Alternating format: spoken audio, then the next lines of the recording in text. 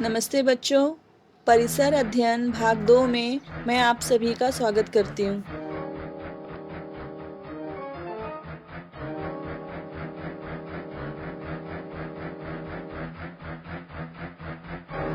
बच्चों, इन चित्रों को ध्यान से देखिए तथा बताइए कि इनमें आपको क्या समानता दिखाई दे रही है।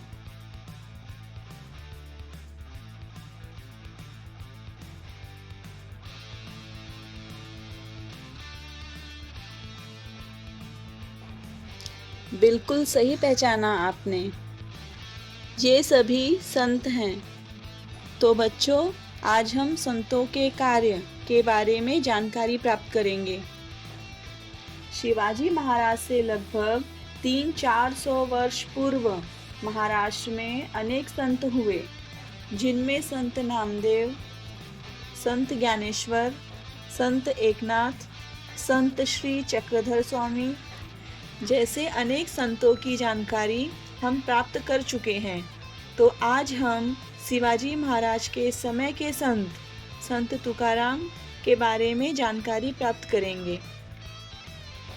शिवाजी महाराज के समय संत तुकाराम हुए। संत तुकाराम पुणे के पास देहू नामक गांव में रहते थे। इनकी खेती बाड़ी तथा अनाज की दुकान भी थी।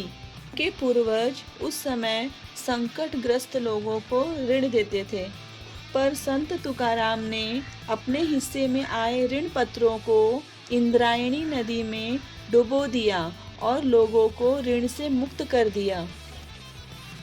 पास की पहाड़ी पर जाकर वे विट्ठल के भजन करते। आषाढ़ तथा कार्तिक महीने में वे पंढरपुर जाते थे। वहाँ वे कीर्तन करते, अभंग रचते और लोगों को अभंग गाकर सुनाते थे।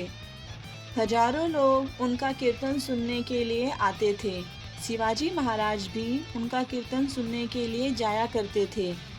संत तुकाराम लोगों को दया, क्षमा और शांति की शिक्षा देते थे, समानता का उपदेश देते थे।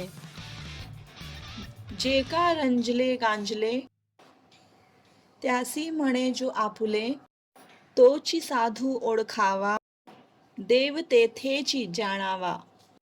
अर्थात दुखी और पीड़ितों को जो अपना समझता है वही सच्चा साधु है, उसी को ईश्वर समझो। यह संदेश उन्होंने देकर लोगों को विचारशील बनाया। लोग संत तुकाराम की जय जयकार करने लगे। आज भी महाराष्ट्र में हमें संत तुकाराम का जय घोष सुनाई देता है। तुकाराम गाथा का पाठ घर घर में होता है। तो बच्चों, संत तुकाराम से संबंधित जो मैंने आपको जानकारी दी वह आपको समझ में आ गया होगा। तो इससे संबंधित मैं आपको कुछ प्रश्न देती हूँ जिसे आप लिखेंगे। धन्यवाद।